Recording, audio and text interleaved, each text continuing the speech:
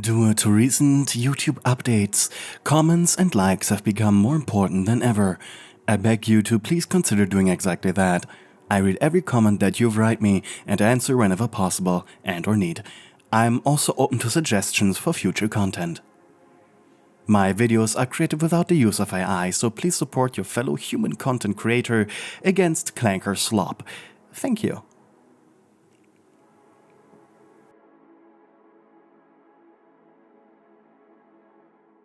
Among the many secrets hidden deep inside the Hadal Black Side was a unique anomaly, as well as test subject. A rather peculiar creature going by P-9, codename Sweetwater Siren. It had the appearance of a human female. Below her hips, where normal people had legs, she had long serpentine tail that allowed for graceful, almost artistic movement in water. Her skin, while feeling soft and almost flabby and malleable, was actually covered in blue scales, so small it felt like very sleek, almost slimy rubber. From her head emerged an antenna that glowed in various colors, betraying her emotions as it changed depending on them. Her arms were long and slender. As a hunting behavior, she would reach up her arms like seaweed to catch hapless fish. The Sweetwater Siren required to be inside water for as long and as often as possible, as her body was always threatening to dry up. Tests had proven that 6 hours were already pushing it, and all tests to attempt longer periods outside of liquid had been permanently suspended. Interestingly enough, the species filtered water so well that if placed in a tank with dirty water that just barely allowed them to survive over the course of a month, it would become clear, simply by them breathing it in and out through their gills. It was also thanks to this that Sweetwater Sirens could survive in both saltwater as well as freshwater, making them an effective tool for water purification. So far, the organization had collected 4 specimens, spreading them around their various facilities around the globe. They were docile enough to not actively try and hunt humans, but quite territorial. They needed to be sedated if any repairs to the enclosure or adjustments needed to be made. What made them dangerous wasn't just their physical strength, but also their size. They were massive, requiring tons of water and very patient caretakers with good aim for sedation. You were one of these Sweetwater Sirens, stuck in the Hadal Black Side at the bottom of the ocean, kept in a special containment unit that utilized your water cleaning ability to rid wastewater of its waste, returning it to a drinkable state. You were happy, or at least the equivalent of what your species understood as happy. You got food, had enough room to swim, and predators as few as your kind had didn't exist. But it was dull. Your kind mated for life, mated for fun, mated just to mate. This was mostly due to rarity of suitable males, as males of your species were nomadic, traveling alone, often falling prey to the shadows, as well as only one functioning egg of females was produced around every 365 days. As such, wasting an egg due to not mating was a huge problem. You were swimming circles as per usual in your tank, but you had noticed something recently. The feeding times had stopped entirely. You were having hunger pangs, but you weren't outright starving just yet. Your long arms pressed against your slender figure as you moved through the liquid. The water by now was entirely filtered and clean, and normally this meant a water change would happen soon, but that one didn't happen either. Your 4 blue glowing eyes pressed against one of the observation windows. The things that fed you and switched your water weren't there anymore. Instead, you just saw an empty laboratory. Your fingers tapped the glass curiously. The thing that fed you normally every day took this tapping as a sign of you needing attention. Usually they would hear your tapping, approach the window, smile, which, while for your species was considered a sign of aggression, you had long realized from close contact that these things smiled to show affection.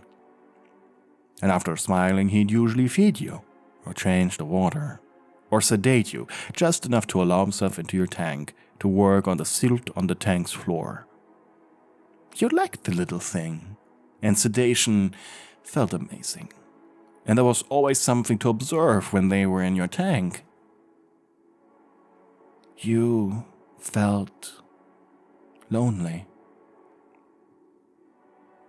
Something you had felt in the wild when you had a big territory.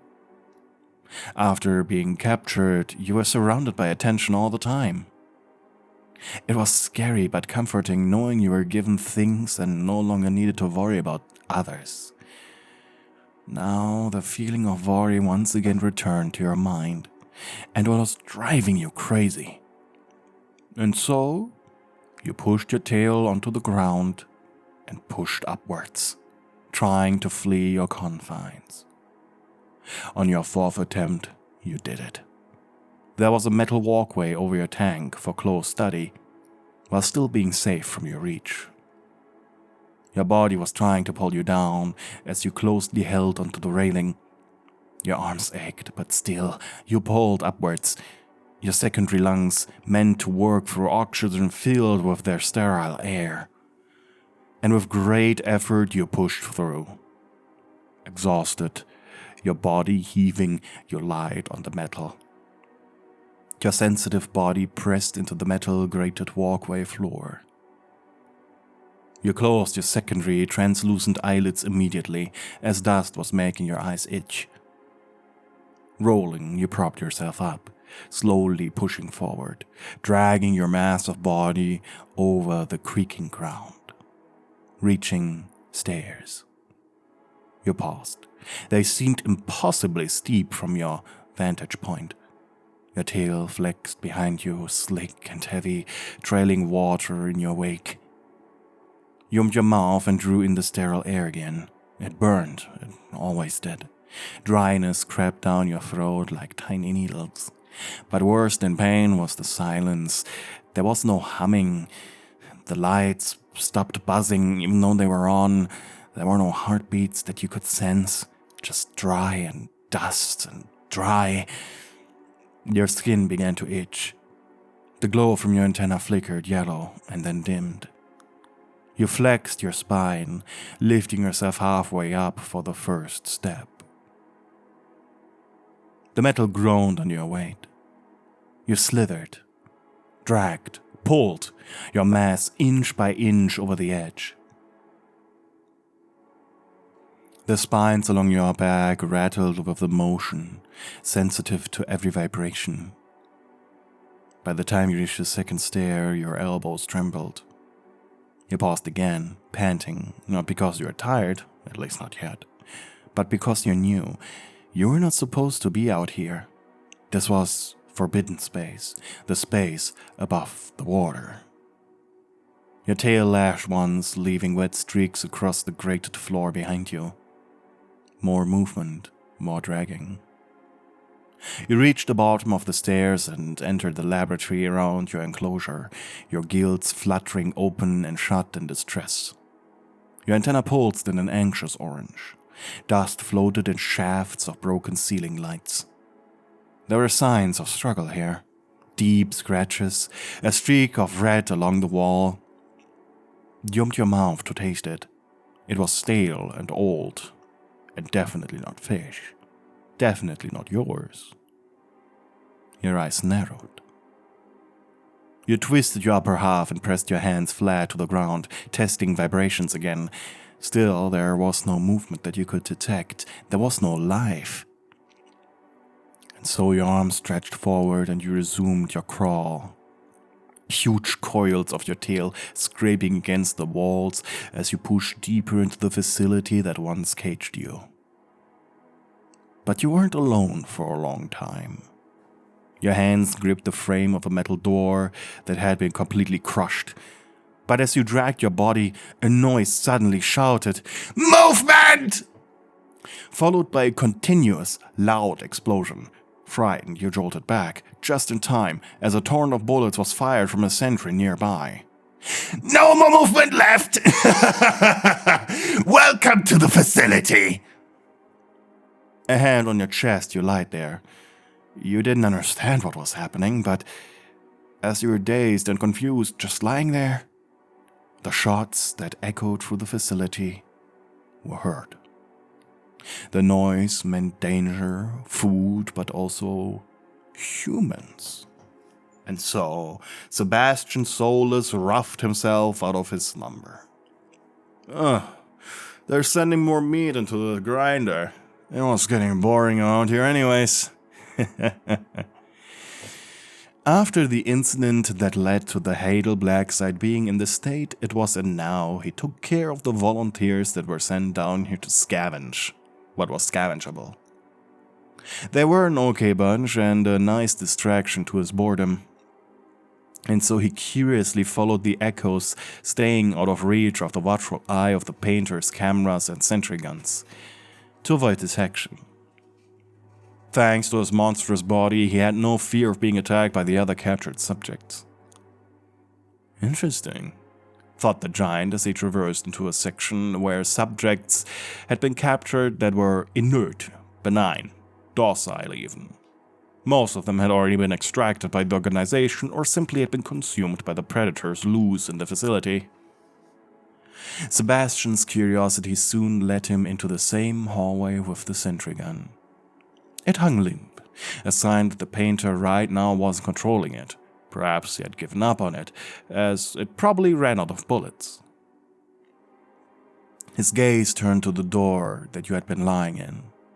Heavy and large, heaving. By now, you had set up yourself, twisting your tail into a snake-like circle. Your 4 glowing eyes were staring back at him.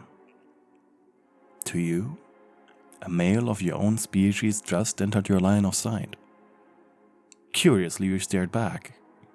You tested the air, no aggression. And yet, the male smiled. He looked strange, to say the least. He was the correct size, the correct antenna, the correct hair, and yet he was missing an eye. Not in the sense that he lost it, but in the sense that it hadn't been there in the first place. Your head tilted to the side. There was an arm. He had an additional arm. How strange. But he smelled right. Maybe a little dusty, maybe a little dry, but... "Hey, you look like me." He was making the same kind of noises as the things that were taking care of you, the same kind of noise that the weird thing hanging from the wall did a moment ago as it threatened you. Was he a weird mutation of their kind? But no, you never saw one of these things look like this. Your right hand slapped on the ground, and with careful drags of your body you moved towards him. A heavy, sloshing sound came from your enormous tail as you moved. The tips of your fins twitched with electric anticipation. All 3 of Sebastian's eyes narrowed. Slightly. So slightly you didn't notice. A smell hit you. The smell the things gave off when you growled a little too hard. The smell the things gave off when you growled a little too loud. And you stopped. Cautiously. Your back lowered slightly in submission. This male was the first thing you had seen alive in a long time. And meanwhile, Sebastian reached for his backpack, taking out a small plastic container filled with a green liquid.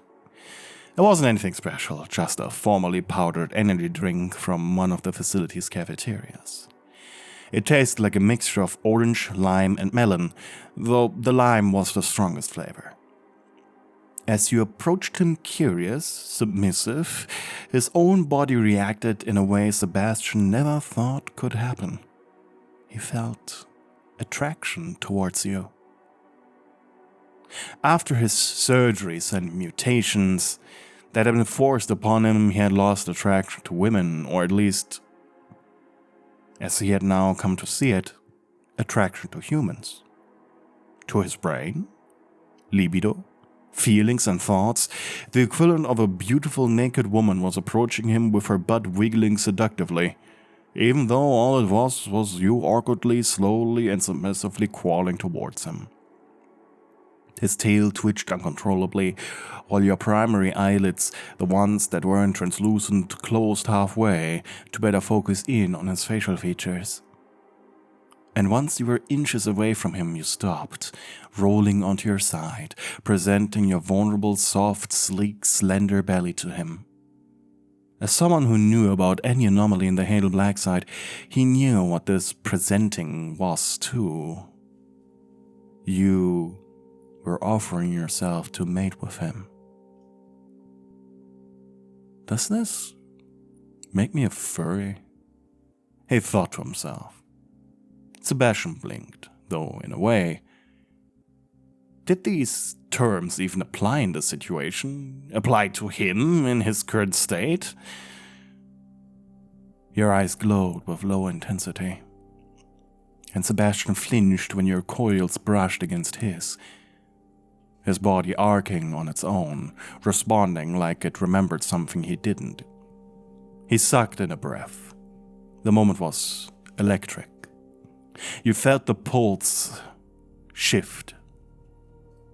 He was scared, no, stunned. You moved again, slower this time, brushing your flank to his in a long, dragging motion. Your scales shimmered in the low light, catching dust notes and the faded green of the emergency bulbs, giving your body a soft bioluminescent glow. His fingers twitched, his gills fluttered, and still his eyes searched you like a question. Your kind didn't ask permission. You just gave invitations. One coil slid over his, light as silk, then pressed down with a slow, intentional squeeze. It was not restraining, it was recognition. You felt his tail twitch, a stuttering response like his body was reacting faster than his thoughts could catch up. He opened his mouth, but nothing came out. You exhaled, a low coo that rippled through your chest and echoed into the hall. His eyes fluttered at the sound, and then instinct took him. His tail curled, not to escape, but to meet yours. You felt the shift. His limbs moved in synchronicity. His body leaned into yours, guided by old instincts buried somewhere beneath the human memories. His hands slid along your waist, hesitant but true. You turned into the touch, breath to breath, fin to fin. You pressed your head against his neck, scenting him, and he did the same, slow and shaky, dragging his cheek across your temple. You purred low, a sound from deep inside your chest, answering something ancient in him. He let out a startled groan and smiled, lopsided, human, but his fingers curled tight around you.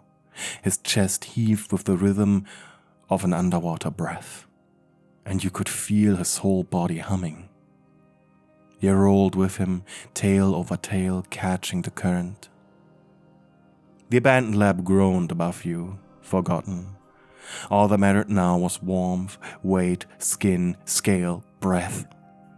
He let out a shaky laugh, one that turned into a gasp as your tail slid fully around his hip, pulling him close. He didn't resist, didn't flinch, only watched with wide, dilated eyes as your form arced with subtle undulations guiding the rhythm. He moved again, slower now, more in sync with you. You didn't need words, you never had. Your kind had learned to speak with touch, with weight, with the soft vibrations carried for water and scale. Sebastian's breath came in soft shudders. You could feel his heartbeat against yours. Strange, but steady. One of his hands slid along your spine, fingers trailing between your finned ridges.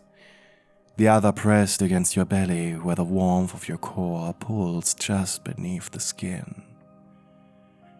His lips parted again, and this time he whispered, "I don't know what the hell I'm doing." You brushed your nose along his jaw in reply. His body did. His tail curled again, tighter, firmer, anchoring. It wasn't perfect. He stumbled a lot, lost his balance.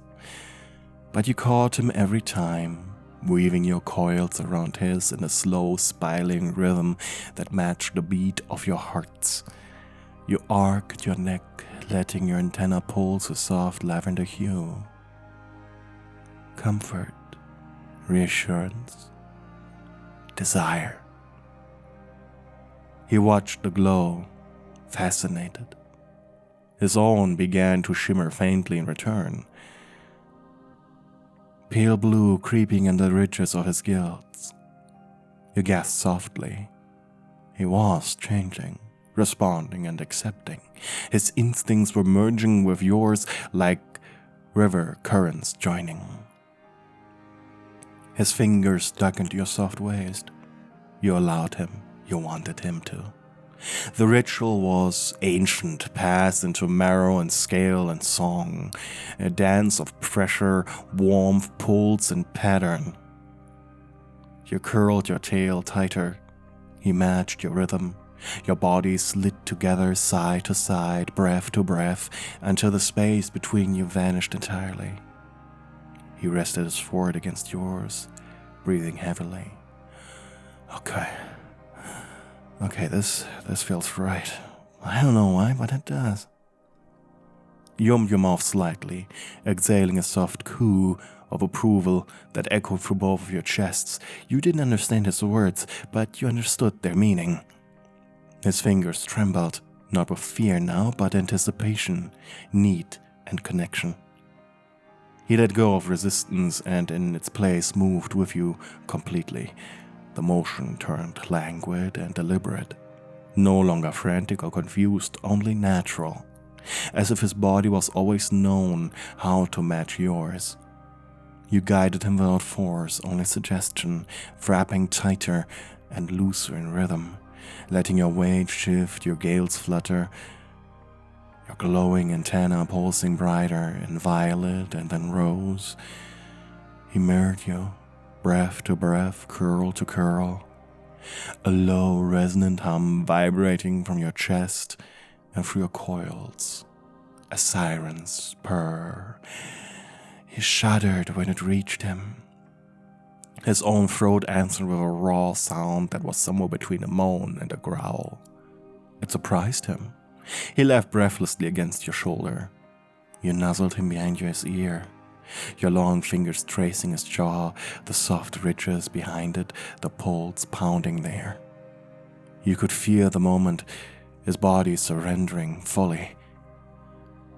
The moment he wasn't just going along with it, but craving it. Your spiraling motion slowed and deepened.